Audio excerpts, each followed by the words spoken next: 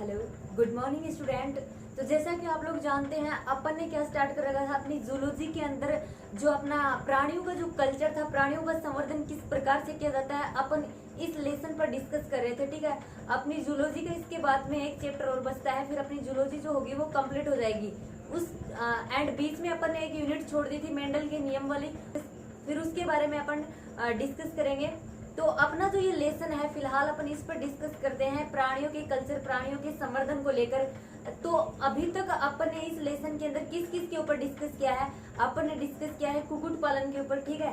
उसके बाद में अपन ने फिश कल्चर, मत्स्य पालन के ऊपर डिस्कस किया था। एंड नेक्स्ट जो अपना टॉपिक था वो किसके ऊपर था? सेरिकल्चर। नहीं, उससे पहले अपन ने डिस्कस किया था जो अपना एपीकल्चर फॉर बी कीपिंग, मधुमक्खियों का पालन किस प्रकार से किया जाता है। एंड उसके बाद में जो अपना टॉपिक था वो था सेरिकल्चर। आज अपना इस लेसन का लास्ट जो टॉपिक है वो बचा हुआ है, जिसमें अपन लाख कीट की खेती किस प्रकार से की जाती है, किस प्रकार से लाख को प्राप्त किया जाता है, इसके बारे में अपन डिस्कस करेंगे। तो स्टूडेंट्स, आज अपन डिस्कस करेंगे कि लैक जो होता है उसका कल्चर किस प्रकार से किया जाता है। लाख जो होता है उसको इंग्लिश में लैक बोला जाता है, ठीक है। तो लाख कल्चर जो है ना, इस लाख का जो संवर्धन किया जाता है वो किससे किया जाता है? छोटे छोटे कीट होते हैं उनके द्वारा। उन जिन कीटों के द्वारा लाख का संवर्धन किया जाता है उसको क्या बोला जाता है? लेसीफेरा लक्का बोला जाता है। अगर आपसे क्वेश्चन पूछा जाता है लाख संवर्धन क्या होता है, लैक कल्चर क्या होता है, तो उसमें आपको लिख के आना है, उसकी डेफिनेशन जो होगी वो किस प्रकार से होगी? लाख के व्यापारिक उत्पादन हेतु लाख के कीटों का पालन पोषण करना ही क्या कहलाता है? लाख संवर्धन कहलाता है, लैक कल्चर कहलाता है, ठीक है। लाख के व्यापारिक उत्पादन हेतु लाख के कीटों का संवर्धन करना ही लाख कल्चर कहलाता है, लाख संवर्धन कहलाता है। ओके। और अपना जो ये लाख है, जो लाख के कीटों से प्राप्त होता है, लाख का वर्णन जो है वो काफी पुराना मिलता है। शायद अर्थवेद की बात है, उस टाइम से क्या लाख जो है इसके बारे में कुछ ना कुछ सुनने को मिलता है। आपने सुना होगा कि जो महाभारत थी उस टाइम, जो अपने ये कौन पांडव जो थे, उन पांडवों ने वो लाक्षा ग्रह में रहे थे 1 साल, मतलब महाभारत में भी बताया जाता है। तो उस टाइम से सुनने को मिलता है। उसके बाद में काफी राजा महाराजाओं की डिस्कवरी भी हुई है, मतलब वैज्ञानिकों ने बताया है कि उस टाइम भी लाख का जो था वो जिक्र था। और लाख से क्या क्या बनते हैं तो आपको पता ही होंगे, वर्निश पेंट वगैरह, लाख की चूड़ियां वगैरह बनती हैं, बच्चों के खिलौने वगैरह बनते हैं, कुछ मोहर बनती हैं, ठीक है। लाख जो है एक बार पहले के टाइम में क्या था, लाख जो था उसका संवर्धन राजा महाराजाओं के टाइम में व्यापक रूप से हुआ था। एक बार बीच में क्या हुआ था, ये स्टॉप हो गया था द्वितीय विश्व युद्ध के बाद में। उसके बाद में फिर से लाख संवर्धन, लाख की खेती की जाने लगी।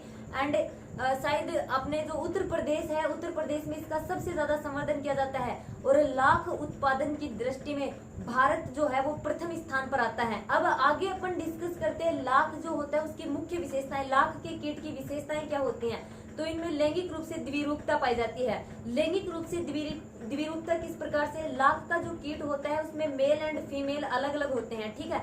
मेल जो होता है, नर जो होता है वो फीमेल मादा से साइज में थोड़ा छोटा होता है। एंड अपना जो नर होता है, मेल जो होता है, उसकी लंबाई की अगर अपन बात करें, उसकी लंबाई 1.2 से 1.5 मिमी तक होती है। एंड उसका कलर जो होता है वो लाल होता है। और जो फीमेल होती है ना, उसका कलर कैसा होता है? सुर्ख लाल होता है। एंड अपनी जो फीमेल मादा जो होती है उसमें पंखों का अभाव होता है, उसका सर और वक्ष का जो भाग होता है वो भी ज्यादा स्पष्ट नहीं होता है। इसके अलावा जो फीमेल या फिर जो अपनी मादा होती है लाख कीट की, वो किसके अंदर रहती है? रेजिन के बने कोष्ठ के अंदर रहती है, ठीक है। रेजिन का बना हुआ एक कोष्ठ होता है, उस कोष्ठ के अंदर वो मादा रहती है। एंड उसी के अंदर क्या करती है? अंडे देती है। लगभग एक साथ 200 से 500 अंडे जो फीमेल होती है उसके द्वारा दिए जाते हैं। और जब मादा या फीमेल अंडे दे देती है रेजिन कोष्ठ के अंदर, उसके 6 सप्ताह के बाद में प्रथम इनस्टर या प्रथम लार्वा निकलता है, जिसको क्या बोला जाता है? जिसको अर्बक या फिर निम्फ बोला जाता है, ठीक है। जिसको अपन अर्बक या फिर निम्फ बोलते हैं। और अपने जो ये अर्बक होते हैं जो अंडों से निकलते हैं, ये अर्बक या फिर निम्फ क्या होते हैं? सक्रिय जीव होते हैं। ये टहनियों जो होते हैं उन टहनियों से रस चूसते हैं, ठीक है। जिस प्लांट के ऊपर ये रहते हैं उस प्लांट से रस को चूसते हैं, क्योंकि ये सक्रिय जीव होते हैं। और क्या होता है इनमें, जिस प्रकार अपन ने सेरिकल्चर के बारे में डिस्कस किया था, अपन रेशम कीट का संवर्धन पढ़ रहे थे ना, उस टाइम अपन ने क्या डिस्कस किया था? जो अपना रेशम कीट का जो लार्वा होता है उसमें क्या पाई जाती है? उसमें रेशम ग्रंथियां पाई जाती हैं, ठीक है। वो रेशम ग्रंथियां किसका स्राव करती हैं? वो रेशम का स्राव करती है, उससे रेशम का फॉर्मेशन होता है, एक चिपचिपा सा द्रव्य स्रावित करते हैं, फिर उसी से तो कोकून बनता है और उस कोकून से फिर अपने को रेशम प्राप्त होता है। ठीक है, सेम वही की वही प्रोसेस यहाँ पे क्या होता है, इसमें रेशम ग्रंथियों की जगह पे क्या होती है, लाख ग्रंथियां होती हैं। और जो अपना लाख का कीट होता है, उस लाख के कीट में जो ये अपनी लाख ग्रंथियां पाई जाती हैं, यही लाख ग्रंथियां क्या करती हैं, लाख का स्रावण करती हैं, एक चिपचिपा गोंद जैसा पदार्थ स्रावित करती हैं। और वो गोंद जैसा जो पदार्थ होता है वो सूख कर फिर किसका फॉर्मेशन कर लेता है, वो उस पेड़ की टहनी के ऊपर लाख का निर्माण कर लेता है। ठीक है, फिर उस लाख को उस पेड़ की टहनी से अलग कर लिया जाता है। और जैसे कि अपन डिस्कस कर चुके हैं इस पॉइंट के ऊपर, अपने जो ये अर्बक या फिर निम्फ होते हैं, ये प्लांट जो होता है, प्लांट की टहनियों से उसका रस जो चूसते हैं, उससे क्या कर लेते हैं, अपना पोषण प्राप्त कर लेते हैं। ठीक है, फिर इसकी जो लाख ग्रंथियां होती हैं, उन लाख ग्रंथियों से किसका स्राव सीक्रेशन किया जाता है, लाख का सीक्रेशन किया जाता है। एंड अपनी जो ये अर्बक या फिर निम्फ जो अवस्था होती है लाख के कीट की, ये 6 से 8 सप्ताह स्थिर अवस्था के बाद में कायांतरण के द्वारा या फिर मेटामॉर्फिज्म जिसे इंग्लिश में बोलते हैं, कायांतरण के द्वारा 70% फीमेल का फॉर्मेशन करती है एंड 30% किसका फॉर्मेशन करती है, नर का, मेल का फॉर्मेशन करती है। ठीक है, फीमेल जो होती है उसमें पंख नहीं पाए जाते, मेल जो होते हैं उसमें पंख पाए जाते हैं। ये बात आपको पहले भी पता होगी।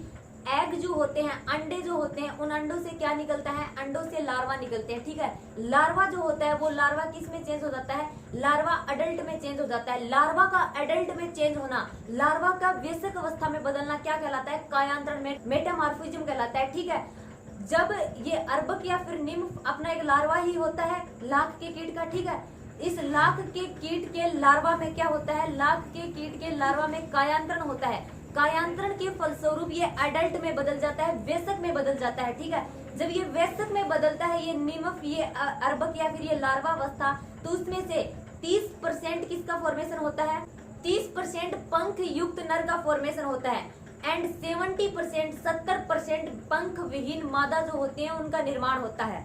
और अपना जो ये लाख का कीट होता है, ये लाख का कीट प्रति वर्ष जो अपना प्लांट होता है उस प्लांट पर 2 बार अपना जीवन चक्र, 2 बार अपने लाइफ साइकिल कंप्लीट करता है। ठीक है, 1 लाख का कीट प्लांट के ऊपर, जिस प्लांट के ऊपर वो रहता है उस प्लांट के ऊपर 1 साल में 2 बार अपना जीवन चक्र, 2 बार अपनी लाइफ साइकिल कंप्लीट करता है। और कौन से टाइम में, अक्टूबर नवंबर में एंड जून जुलाई में।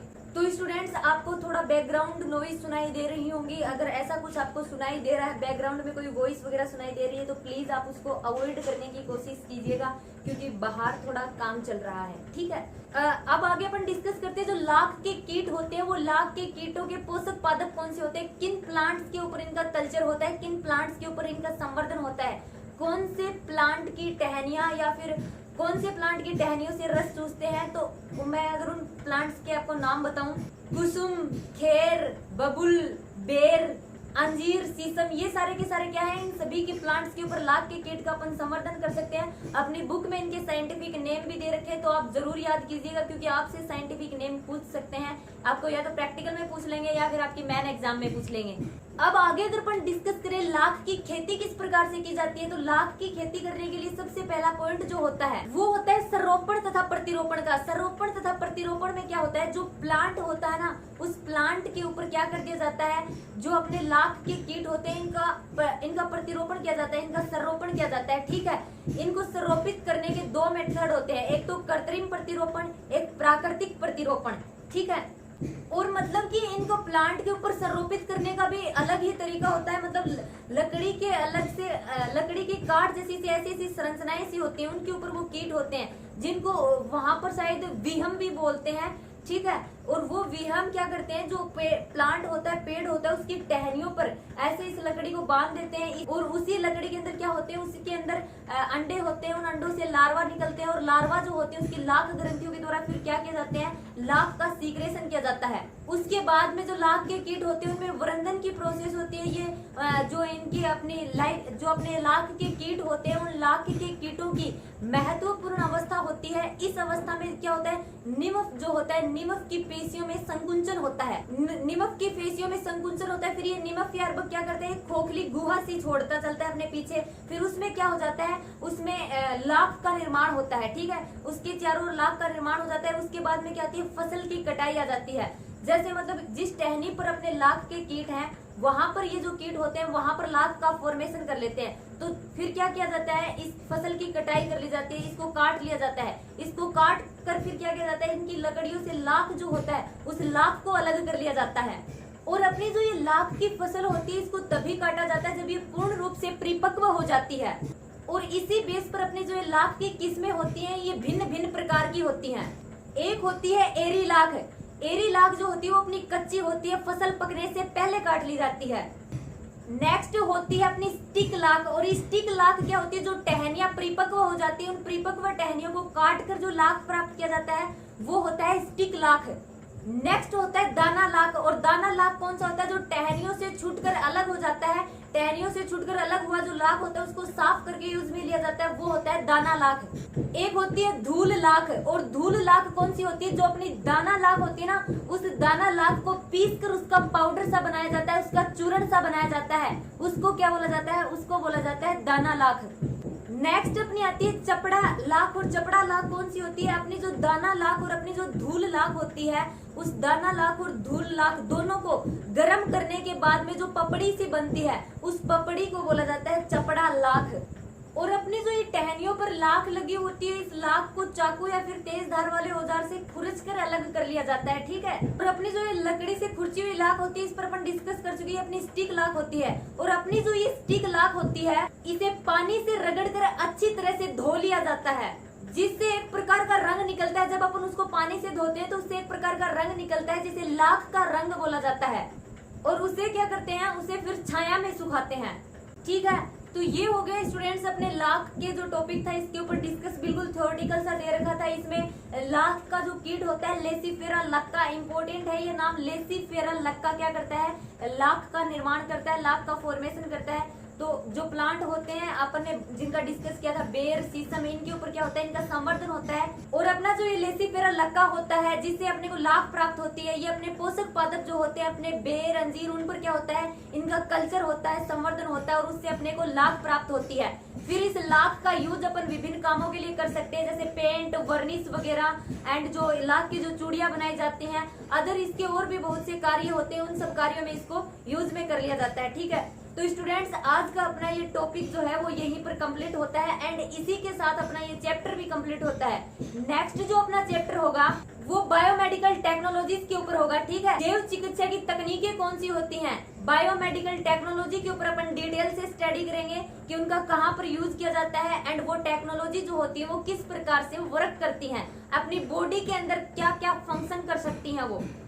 तो ये सब कुछ अपन अपनी नेक्स्ट वीडियो में देखेंगे।